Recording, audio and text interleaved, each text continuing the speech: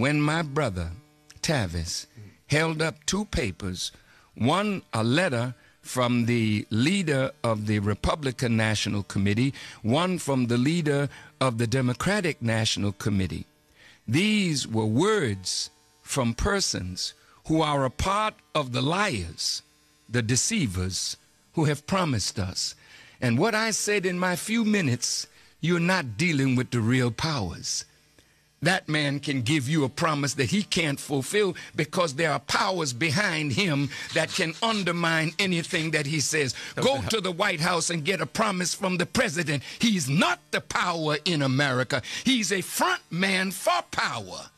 So when you don't know who you're dealing with, you take the lies and deceit of these people into your heart. I am telling you, Black America, don't you believe the false promises of your former slave masters and their children. And that's why the Bible says we war not against flesh and blood, but against principalities and powers and the rulers of the darkness of this world and spiritual wickedness that is in high places. And none of us are sitting down with those boys that pull those strings. So any promise made by anyone else, don't pay it any mind. Now, a few days ago, we saw President Barack Obama come in the campaign trail. And one thing he did that was not so much welcomed is the fact that he went out to call out black men who are not so enthusiastic towards voting for Kamala Harris.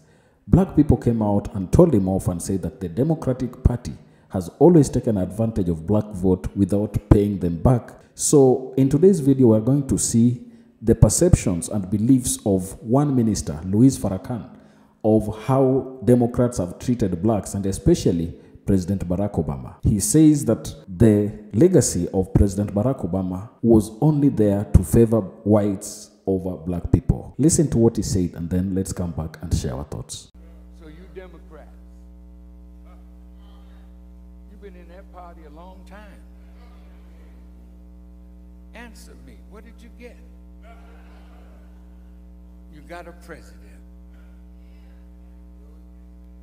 He's worried about his legacy because Trump said the minute he get in, he's going to reverse the Affordable Care Act because that's your signature achievement. To show you how hateful the enemy is, he hates that you achieved what you did achieve. So he said, I'm going to tear it up when I get in. So he don't want his legacy destroyed. Mr. President, let the man do if he get in what he wants. Because he's not destroying your legacy.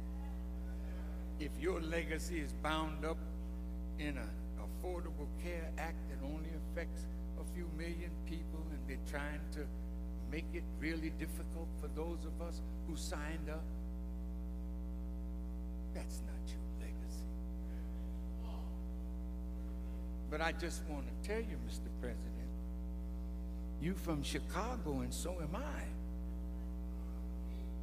I go out in the street with the people. I visited the worst neighborhoods. I talked to the gangs. And while I was out there talking to them, they said, you know, Farrakhan, the president ain't never come. Could you get him to come and look after us? There's your legacy, Mr. President. It's in the street with your suffering people, Mr. President. And if you can't go and see about them, then don't worry about your legacy. Because the white people that you've served so well, they'll preserve your legacy. The hell they will. But you didn't earn your legacy with us. We put you there. You fought for the rights of gay people. You fought for the rights of this people and that people. You fight for Israel. Your people are suffering and dying in the streets. That's where your legacy is. You failed to do what should have been done. But it's never too late. You, like Jimmy Carter, can be a better president after you leave the restrictions of your White House and come on back to the hood and start organizing like you did. And with your influence all over the world, let's make a new and better people. And from us, if it's Allah's will, we can make a new and better America. I'm going to ask you a question. Do you think God would give his only begotten son for this world? Think about it. Just think. Look at the world that you live in. How rotten it is. We voted for our brother, Barack. Beautiful human being with a sweet heart. And now he's an assassin. They've turned him into them. You didn't hear me. They turned. They brought him to England. See? Oh, now he can stay in Buckingham Palace. Nobody stayed there. Just a few presidents. Why him? Why? See, we know this enemy. See, America can sit down tyrants, but who will sit her down? She puts her trust in her weapons of war. She threatens the nations of the earth and has my brother calling for the assassination of brother Muammar Gaddafi. What has he done? I can defend that man. You don't know that man. See, you're a victim of that media that's controlled by satanic forces. My poor brother, they're bombing. They said they were only going over there for humanitarian reasons. We're going to stop Gaddafi from killing his own people, and we believe that. You've been deceived. You talk about a man killing his own people when you lie to the American people saying that Saddam Hussein had weapons of mass destruction. When you lie and then take innocent young men who come to serve their country and send them to die in Iraq, in Afghanistan, over lies, that's a murderer in the White House. Who will say it? I will, because I have a power behind me that is bringing America to judgment as we speak. Don't be afraid. I'm talking. The outside world saw black America as hope for them because they knew that if we united, we could form a political base of power that could change not only domestic policy but influence foreign policy. So when I went around the world after the Million Man March, we were met with leaders that, literally praised black people in America for such a demonstration. People lined the streets and cheered us from the airports into the cities, and there was no head of state or government that did not receive us with honor.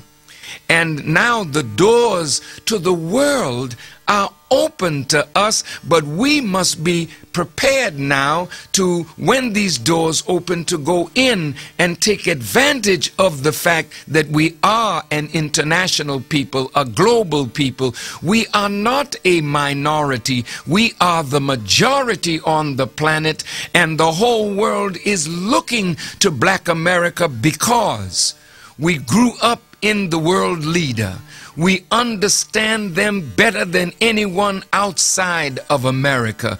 We get nearly $1 trillion out of this economy, and we are the best educated black people on the earth. But what we need is a knowledge of self that will give us self-love, self-determination, and a desire to do for self. Then the whole world is not our playground, but it is our, I would say, our garden, where we can go and eat the fruit from all of the trees except the one that's in the midst of the garden, the tree of the knowledge of good and evil. Mr. Farrakhan, let me ask you a question about leadership, and certainly your leadership over the last 15 years, especially in organizing the Million Man's March and the Millions More Movement March, I think is an example of the quality of your leadership, as well as the vision of that, the best possible folks coming forward to provide that leadership to us.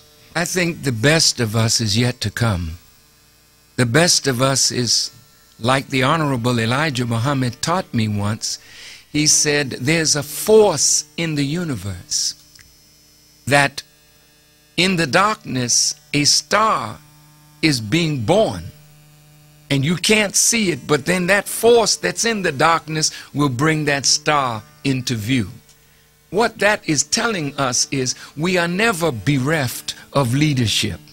When leaders fail us, or when good leaders die, that same force that is in the universe that makes new stars and brings them into view will bring new leadership into view. And new leadership is required among black people because there is a sickness in our leadership. I don't want to put myself apart from them, except that I do that sets me apart. I will not place myself beyond our brothers and sisters in leadership, because none of us have done all that we should or all that we could. But having said that, there is a sickness, a disease in black leadership. Let me give you an example. Yes, sir. Mother Coretta Scott King, a woman that sacrificed much for us as the wife of Dr. Martin Luther King Jr. The children of Mrs. King, willingly or unwillingly, paid a tremendous price. Sometimes we are ungrateful to those who have suffered to make life better for each and every one of us.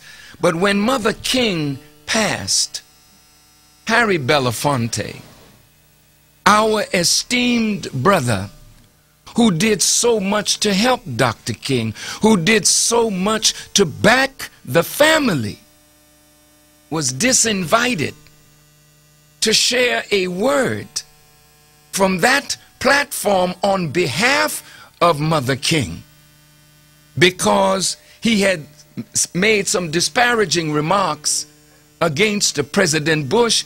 And now Bush was coming, Clinton was coming, Carter was coming, white folks were coming.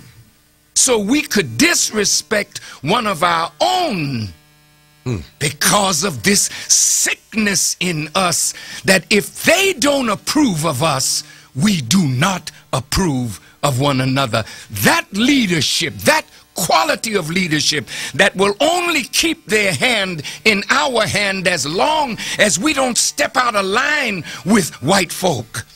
That quality of leadership must be overthrown, and a quality of leadership must arise that will never disrespect and be ungrateful to the masses of black people, and never compromise principle because the former slave masters and their children are in the house. Brother Akbar said there's a syndrome among black people. No matter what we say or what we do, we respond like this. I wonder what Massa gonna think about that. That's a Negro syndrome. So black leaders can't speak as forcefully as they could or they should, because I wonder what Massa gonna think about that. Oh, Lord have mercy. Massa giving us money. And Lord, if I say too much, Massa gonna stop giving me money. So I can't talk like I know I should talk. And that's why they, like Nicodemus, they can meet Jesus in the dark, in the back, and say, I'm with you, brother. But when it comes to leading our people, they can only take us so far.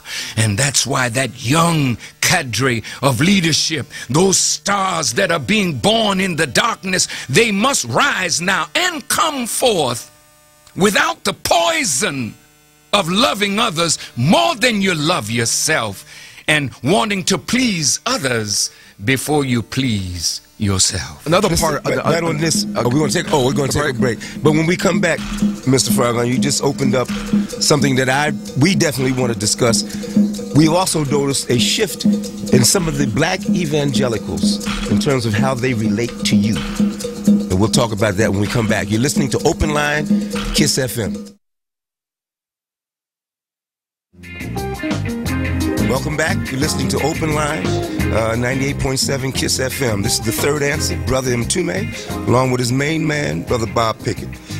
Before we go to our next selection of questions, Minister, we got a great deal of calls immediately after the summit in, I think it was in Texas, with Houston, with Brother Tavis Smiley. In fact, we had Tavis on. Yeah, right? well, yeah, that's, as a matter of fact, it was that Sunday. It was that Sunday. Right.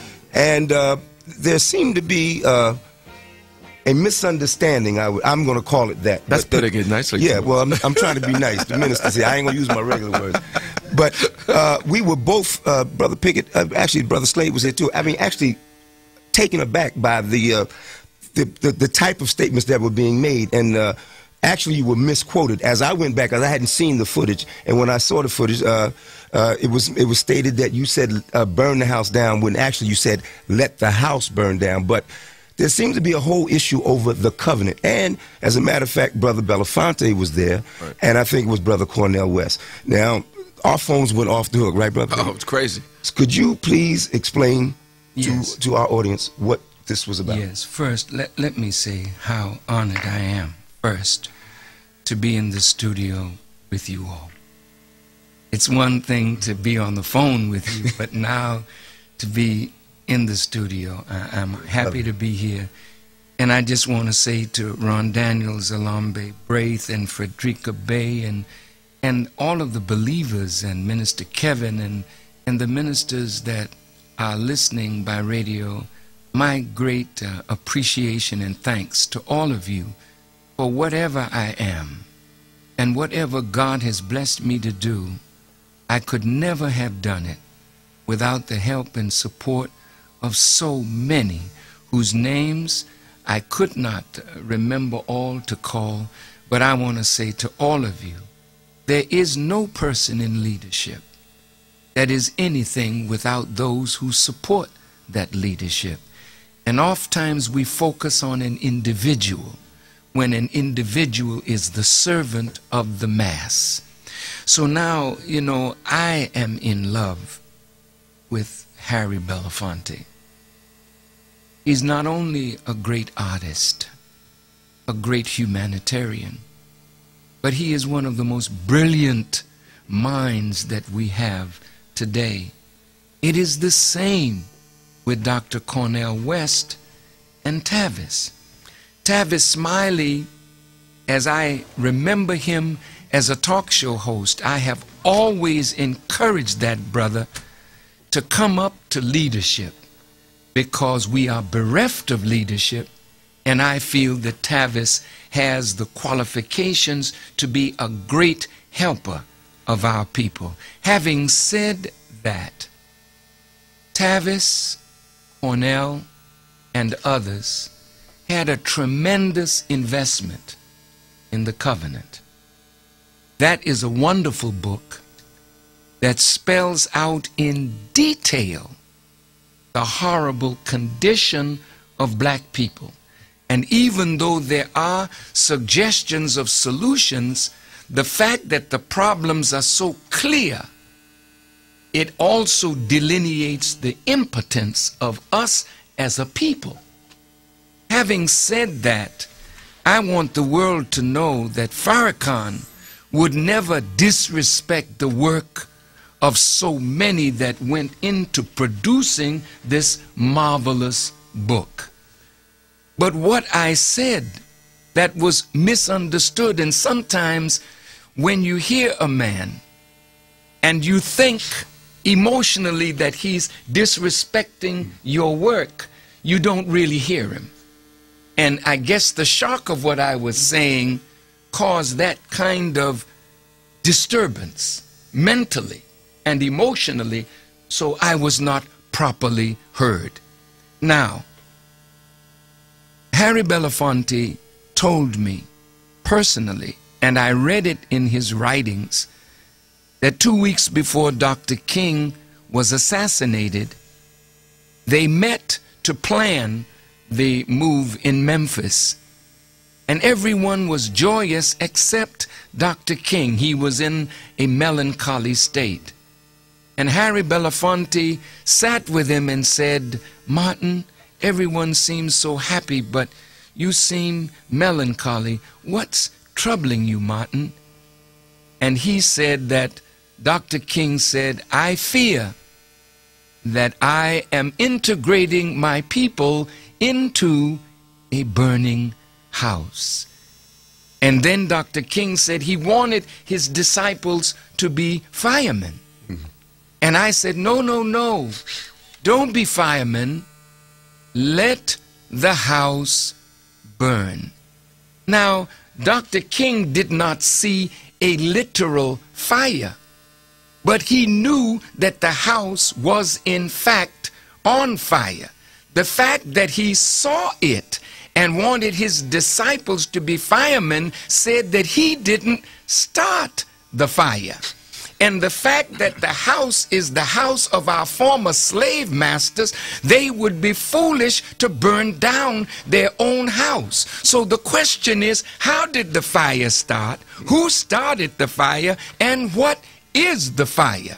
So I went to scripture, and this is something because Dr. West is a theologian, and some on that panel were pastors, and most of those who studied the scripture, I want you to remember this. I went to the scripture and the words of Jesus Christ when he said, "I am the light of the world." And I said, the light of the world is our day sun.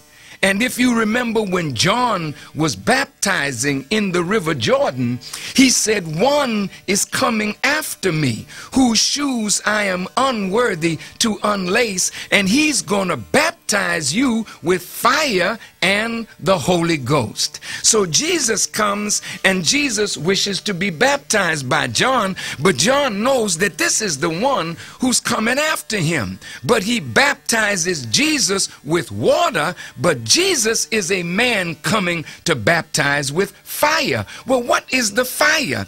The fire is a blazing hot truth that will undermine a house built on falsehood, racism, sexism, materialism, and white supremacy. Dr. King didn't start the fire.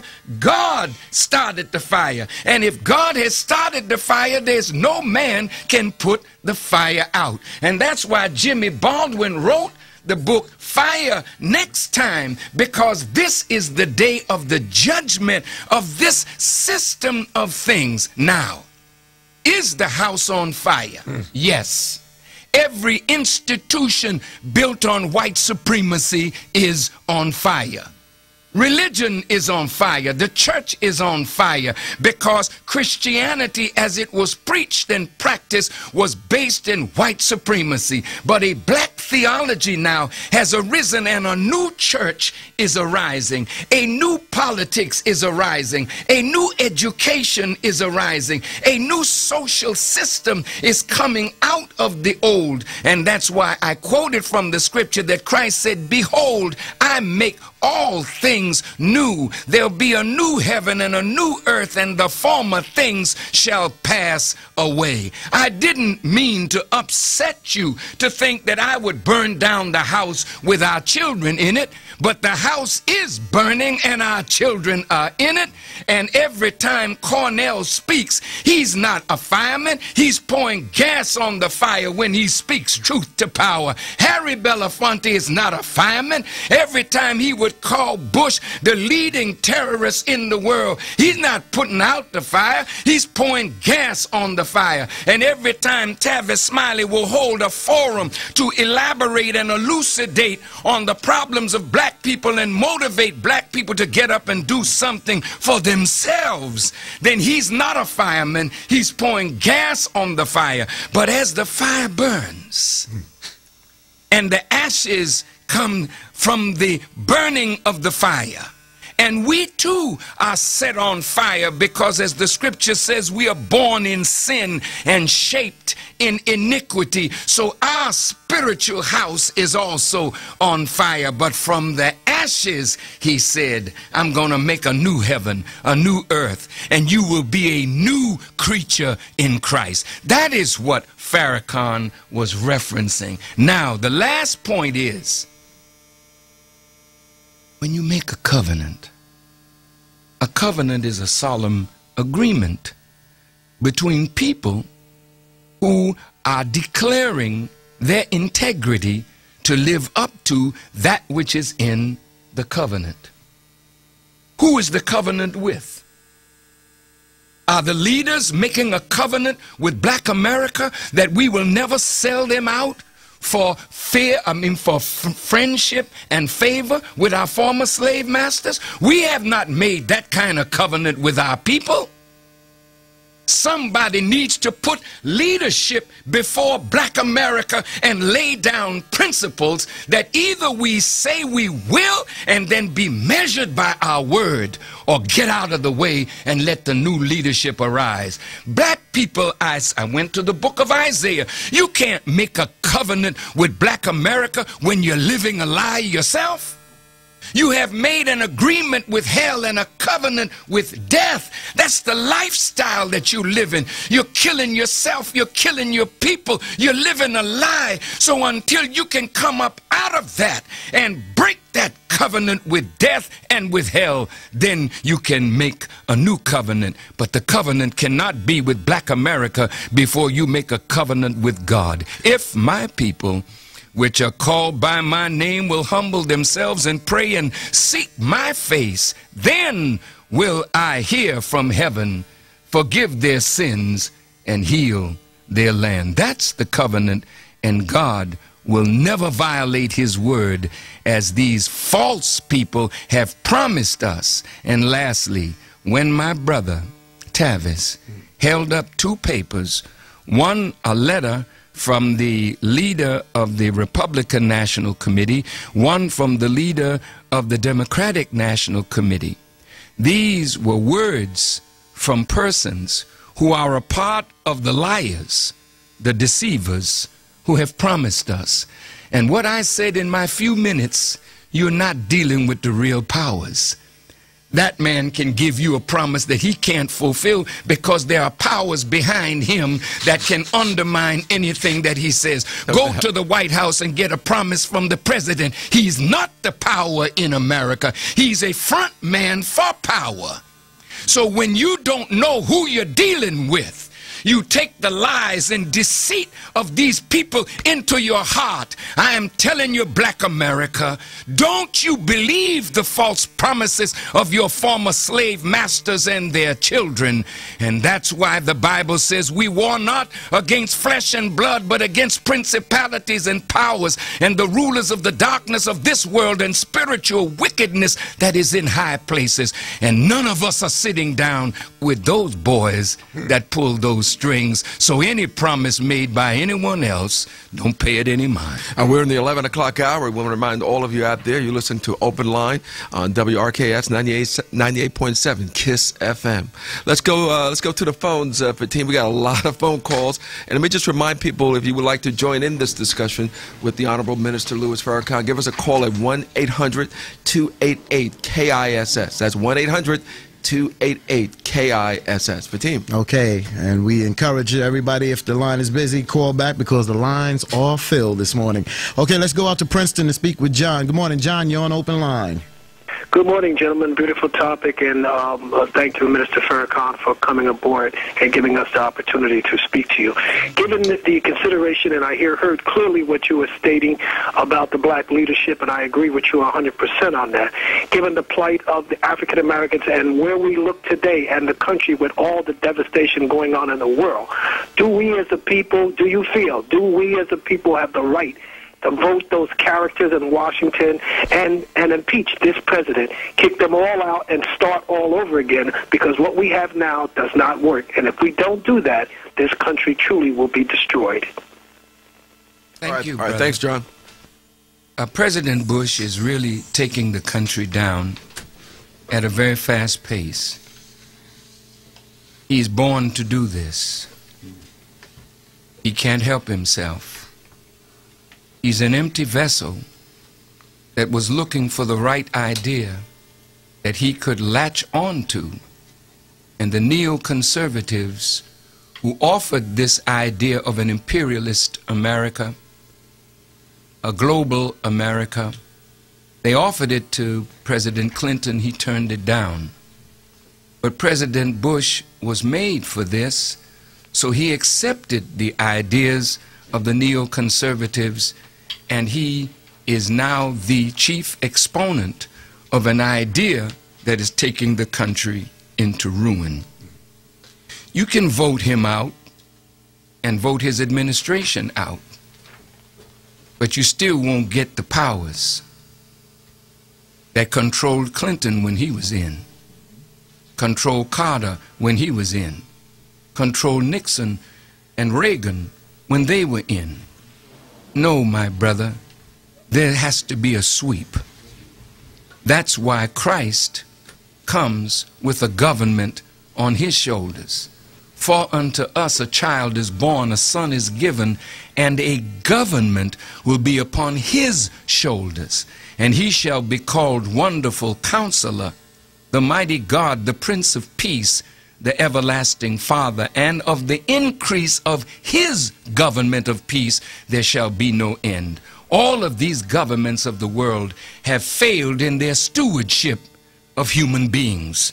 So God is coming in this day to take over the rule himself and set up a government that will give the people freedom, justice, equality, and the kind of peace that will make human beings able to live together in brotherhood.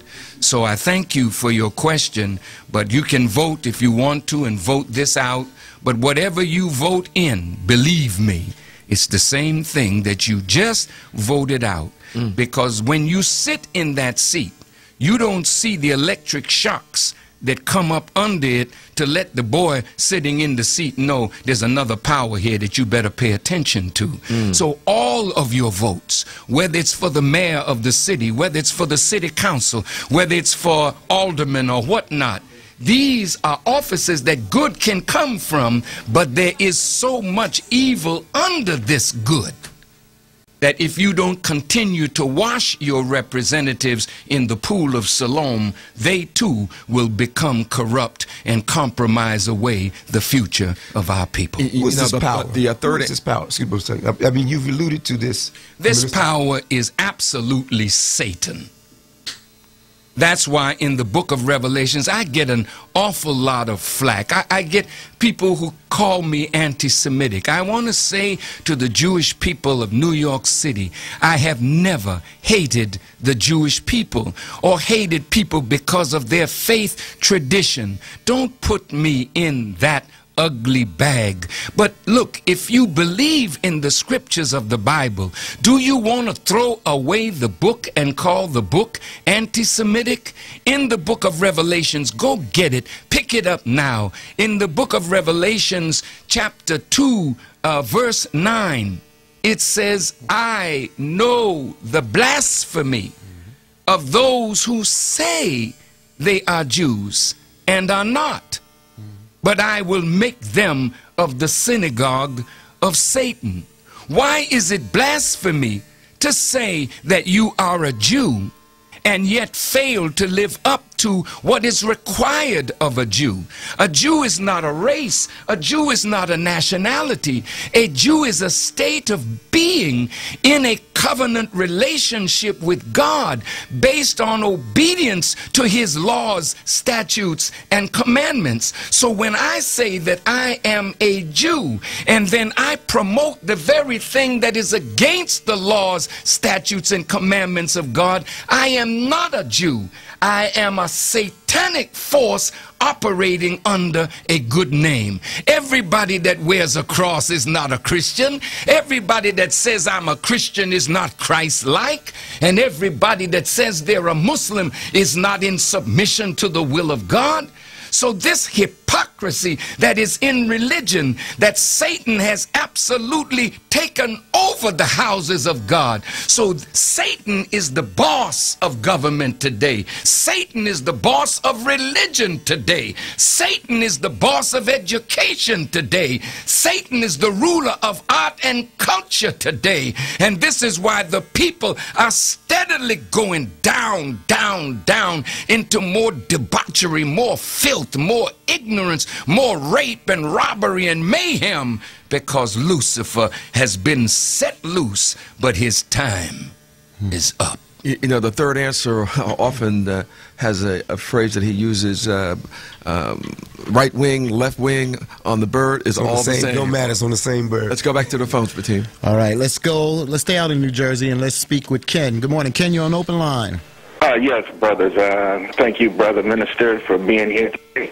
And also, too, I have to disagree with you about the book, The Covenant, because the book, I read the book, and it still relies too much on the government, okay? I mean, at the end of every chapter, it states, you know, go to your local official, okay? And to me, it's still looking towards the government. And I called in the day after Tavis appeared on the show.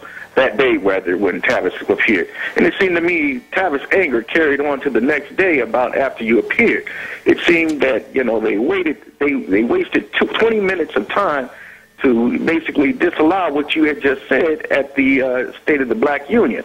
And also, we as a people, I think we have to unite with the African people around the world. Okay, I think we need a membership in the African Union.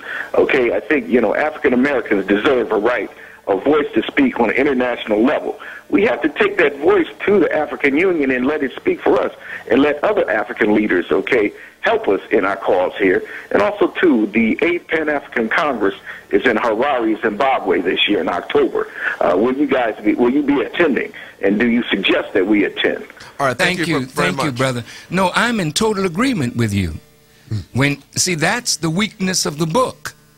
The covenant spells out clearly our condition, but it also spells out our impotence, because we're relying on the same people that have deceived us all along. And that's why I say we have to make a covenant with God, because he never breaks his promise. If we rely on God and rely on the best within ourselves, then we can solve this problem. Now, dear brother, yes, I have been to the African Union. I was there when it was being formed, and I hope to we've pressed them for observer status with the African Union, and I think we will be there with our brothers and sisters in Africa when they have their next meeting, hopefully sometime in July. I would advise you, yes, go to Harare. It's time to stand by President Mugabe. And it's a wonderful thing that the 8th Pan-African Congress will be held there because he's under fire. Remember, Mugabe was the darling of the Commonwealth nations as long as he let white folk keep the land. But when they impressed upon him, look, President Mugabe, you and Joshua and Como, you fought to take the land back because the land belongs to the people. And just before he was to win and take over, they invited him to London and they made a deal. And in that deal, they were going to buy back the land of the whites, and then they reneged on their promise. And then after 20 years or so, the soldiers came and said, look, man, this is not what we fought for. So he began to take the land away from the whites and reapportion it to the blacks, and that's when the Commonwealth got on him, and now he's the bad boy, and they're working to destroy that man. So all the support we can give to Brother Mugabe is what we should do. Thank you for your question. Mr. Farrakhan, when we come back after this break, I want to follow up on that same question about our relationship to Africa and ask you about the Sudan and the Darfur issue. You're listening to Open Line. We're with Minister Louis Farrakhan. Stay tuned. Call up people. Let them know he's on the air. We'll be right back. What's your take on what's going on in Sudan and the atrocity that's occurring in Darfur, and the fact that the black community here and the black leadership seems not to be embracing that issue? First, my brother, when we were called Negroes, we did not have an international presence. The Honorable Marcus Garvey tried to give us an international presence, and of course he was very successful, but the government feared an international presence. The Honorable Elijah Muhammad single-handedly turned us from Negroes to accepting ourselves no matter what shade of color we were, due to the Willie Lynch syndrome and the going in and out of our women by our former slave masters and their children that gave us all these different shades, and then they divided us by these shades. The Honorable Elijah Muhammad asked us to refer to ourselves as the black man, the original people of the earth.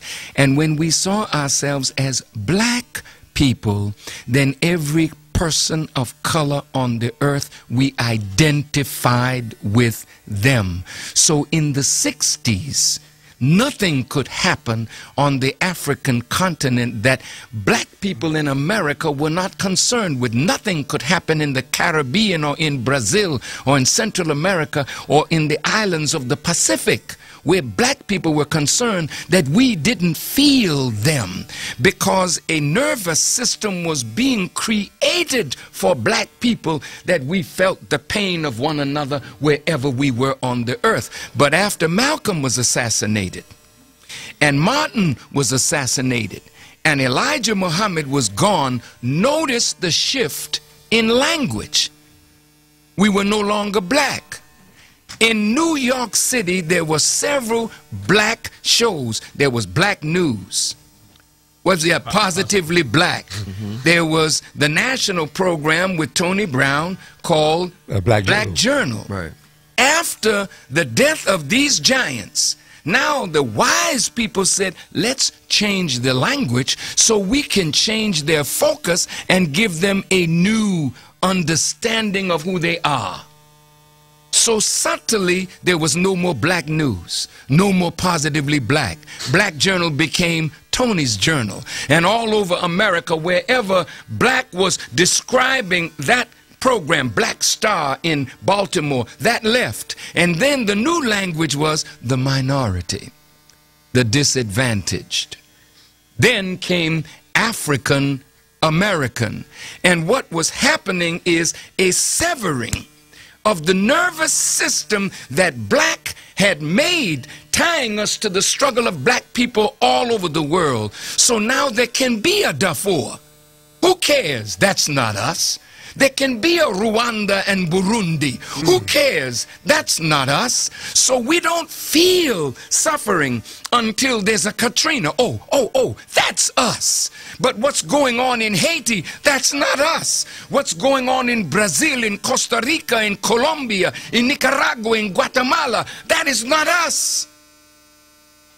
So the language shift.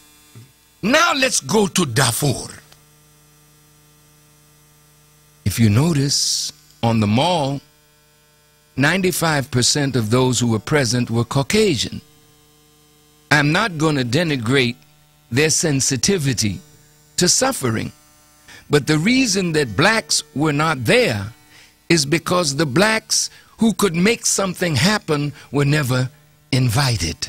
It's not that black people don't care about Darfur, but Darfur, on the scale of suffering in the world, pales, because now I heard there were 180,000 dead, from that to 400,000, okay? 2 million displaced.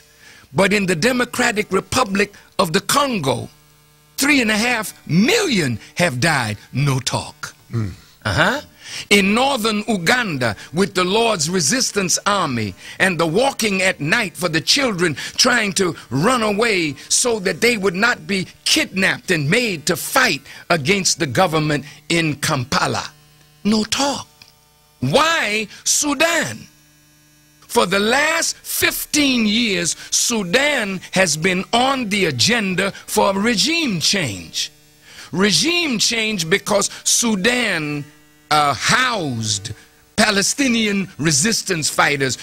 Sudan housed Osama bin Laden and put him out. But Sudan is an Islamist regime that is against the state of Israel. Now let's stop there for a moment. See, now they said, well, these are some Arabs in the Sudan enslaving Africans. So naturally, this is the language of Arabs enslaving Africans.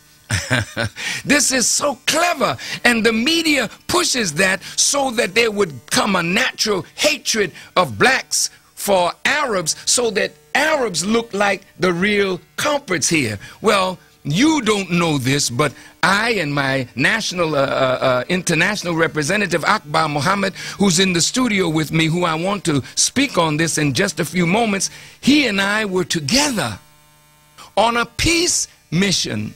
Listen to me carefully now.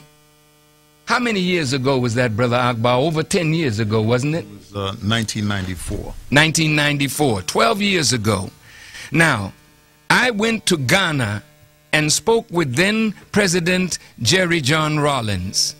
And Rawlings said, if you want to help ease the crisis, get in touch with Kenneth Kaunda, the former president of Zambia. We got in touch with Kenneth Kaunda, and he said he would accompany us.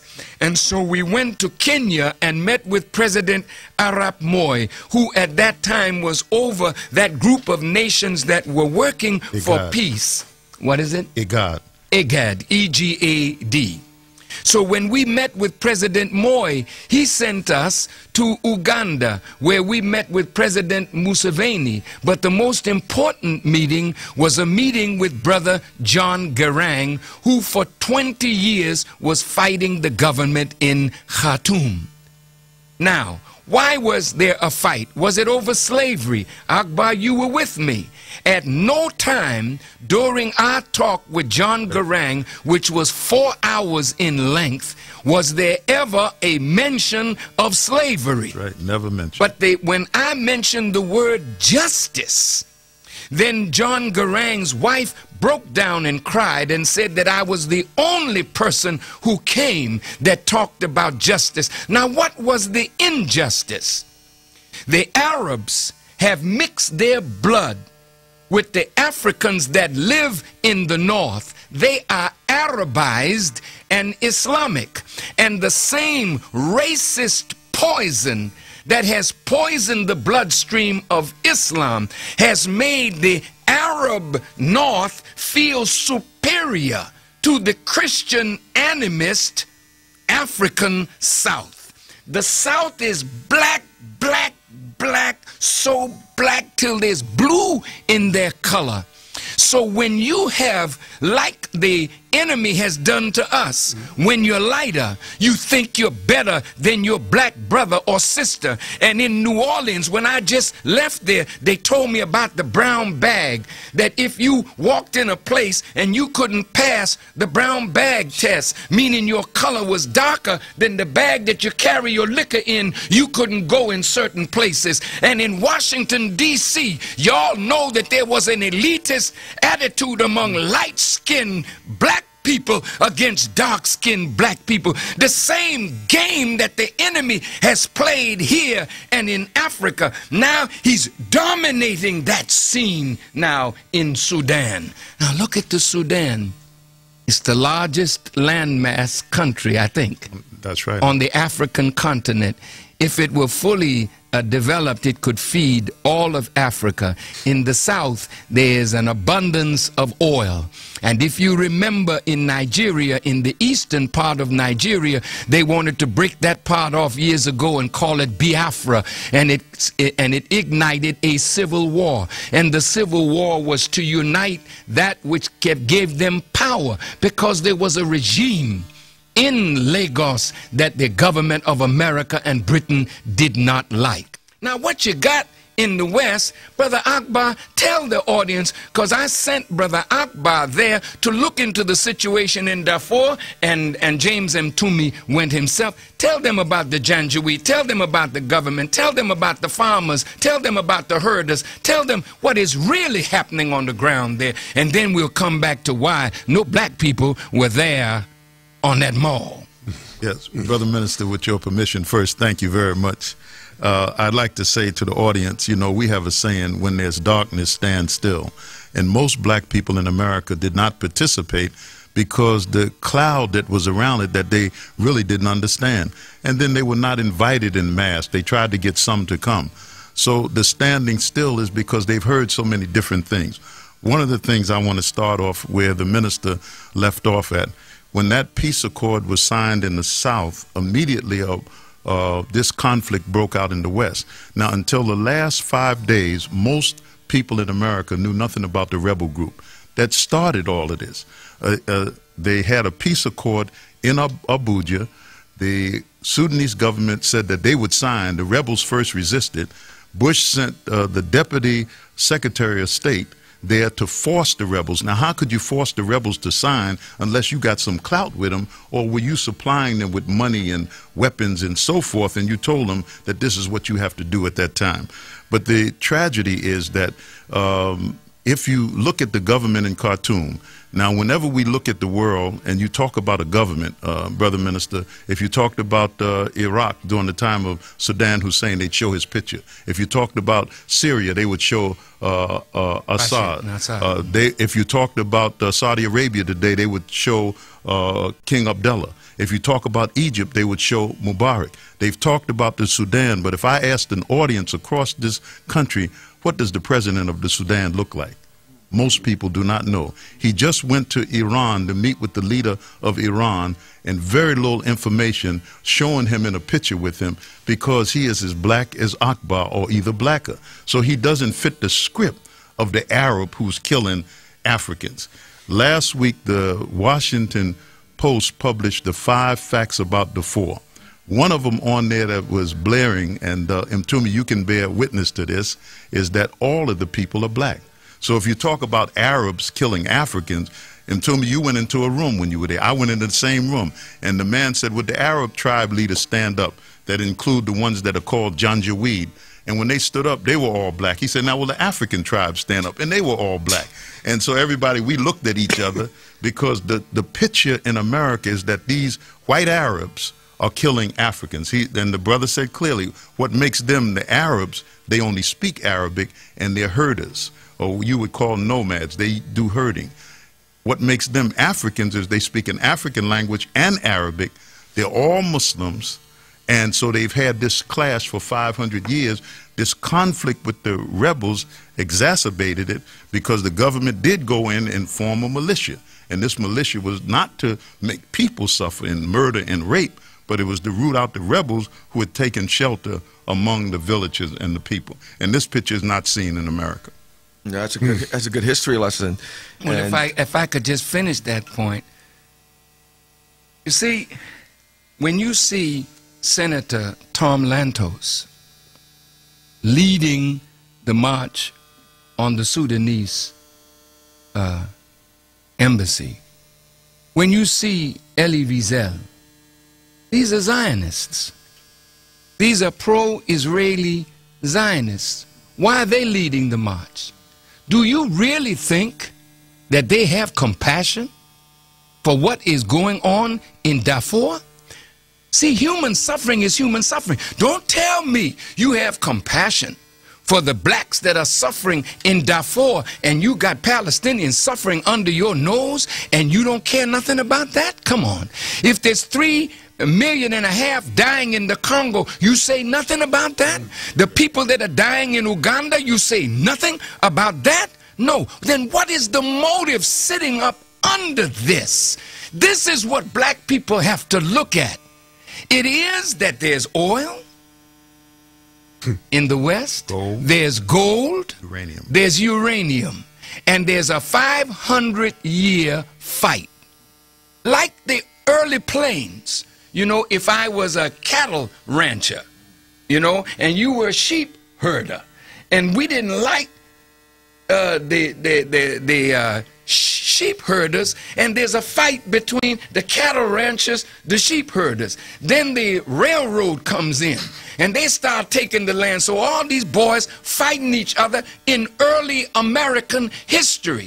This is what's going on in Darfur, and the mistake that the government made.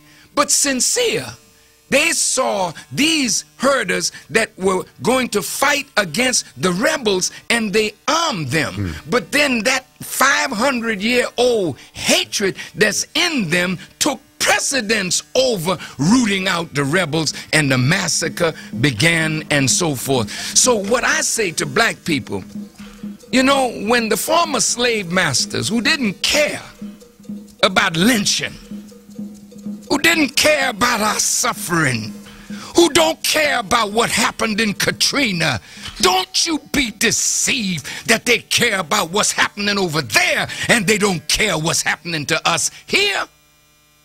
If you can promote black people calling black women bitches and whores and have no thought about that, you can promote gangster life, guns and drugs, and you have no thought about that, yet the black community is dying as we speak. How in the hell can I think you're concerned about Darfur when we are dying in Harlem and in Brooklyn and the south side of Chicago? Stop it. Black people, wake up to the deceit. We are not there because we were not invited, and that was not our party. We're going to take a quick break. Yeah, on that note, we're going to take a real quick break, too. Yes. And we're going to come back with more of the Honorable Louis Farrakhan. Stay with us. You're listening to Open Line. Welcome back. We're in our final segment here, Brother Pickett. Yes, indeed. Gone by quickly, too. It's been a wonderful, wonderful morning going into an afternoon. But right now, we're going to let the phones carry this out as you can address your questions to the Honorable Minister Louis Farrakhan. Brother Fatim? Okay. What we're going to do is we're going to go to line 3. We have Sanatari. Is that the correct way of pronouncing your name? Sister Sanatari. Sanatari. Excuse me. Good morning. You're on Open Line. All right, Sanatari, what's your question for the minister? First of all, I would like to say Assalamu alaikum, Brother Minister. Wa alaikum salam, sister. And my question is, me being a sister in the Nation of Islam, and we know that we have the MGT class, and with the plight of our sisters here in America today, I want to know, what can you say to the sisters to kind of motivate them, so to say, to better ourselves? Yes. We know that we have the MGT, but for our sisters out there that we speak with every day, I wanted you to say something to them. Thank you, sister. Kind of help them along. Thank you. To our sisters who are listening, the Honorable Elijah Muhammad said to us, where there are no decent women, there are no decent men, for the black woman is the mother of civilization. You don't judge the civilization by the men. You judge civilization and the depth of that civilization, the greatness of that civilization, by the woman. When you have women that are denied education, when you have women that are denied the right to express the greatness that God has put within them, then when you suppress and oppress women, you suppress and oppress yourself. When you exalt a woman, you exalt a nation. You know, when they talk about these Muslims who are martyrs, they said, boy, these Muslims want to die because they're going to paradise and there'll be 70 virgins. And these people want to die to get to those virgins.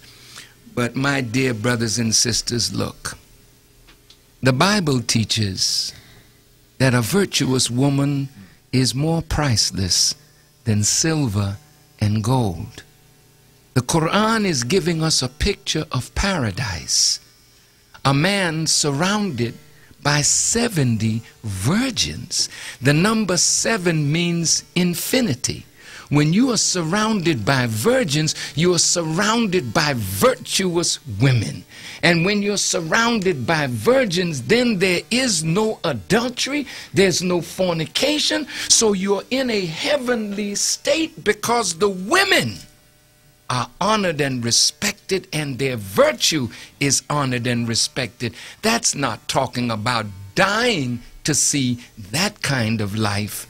But if we lived on this earth when this world is removed and the kingdom of God is established, you will see virgins, you will see virtuous women, you will see men who love and respect their women, you will see highly educated, motivated women, and then you will know, as the Bible says, a wise child maketh a glad father, but a foolish child is the heaviness of its mother.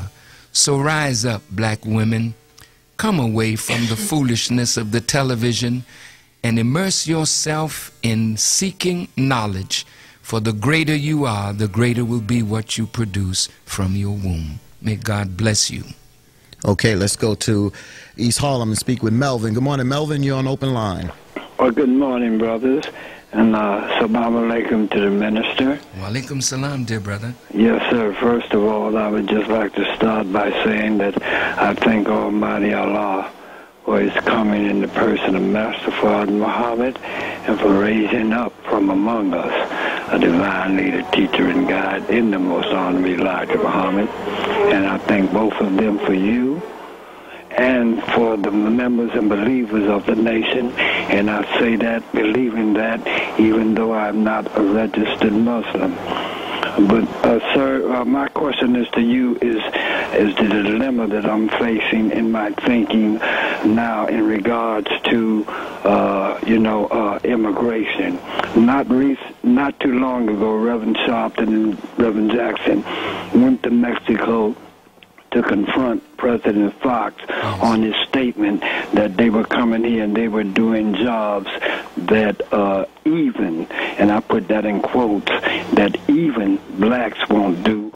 I'm not a defender of Vicente Fox, but see, he knows, looking from the outside, that black people are considered the permanent underclass in the United States of America. This is a man looking at the racial situation in America from the outside. Yes, and, you know, Reverend Al Sharpton or Jesse Jackson or Bruce Gordon or Louis Farrakhan, we are not the rule, we are like the exception. So when you look at the masses of black people, he says, well, my people are taking jobs that even the permanent underclass will refuse to accept.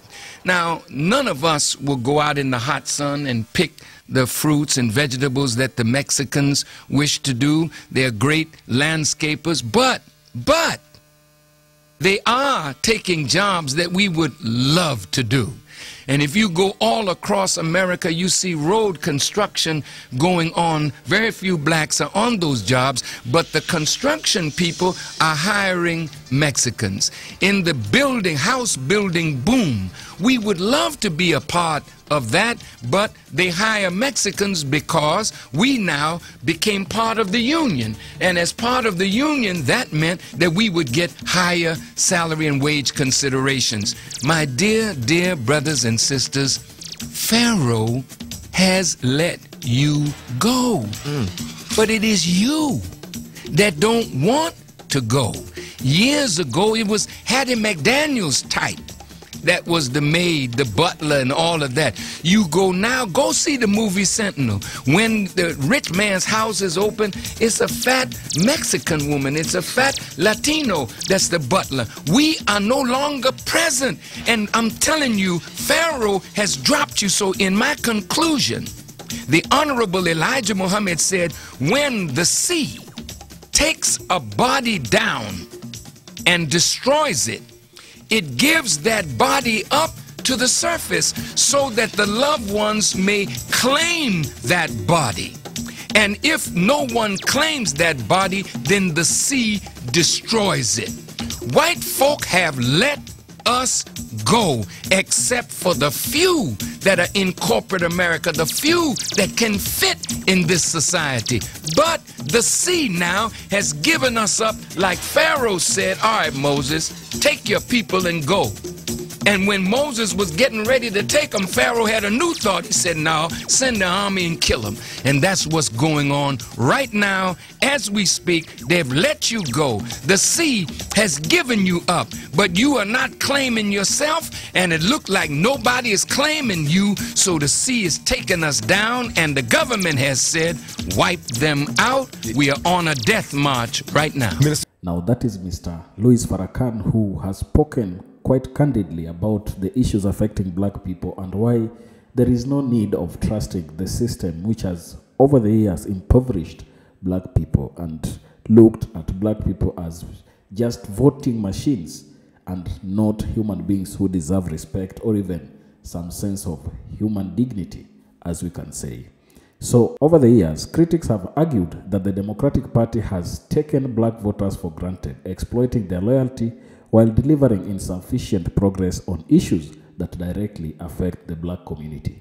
Historically, the party has benefited from overwhelming black support, particularly since the civil rights movement in the 1960s, when many African Americans began to shift away from the Republican Party, largely due to the Democratic push for civil rights legislation under leaders like President Lyndon B. Johnson.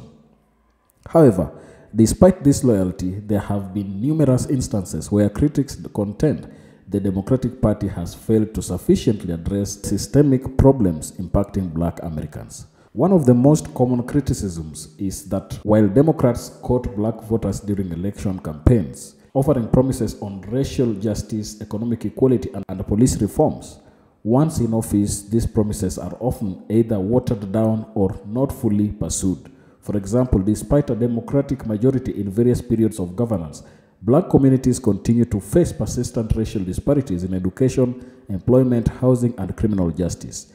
Issues like mass incarceration disproportionately affecting black Americans have deepened under Democratic leadership at both the state and national levels.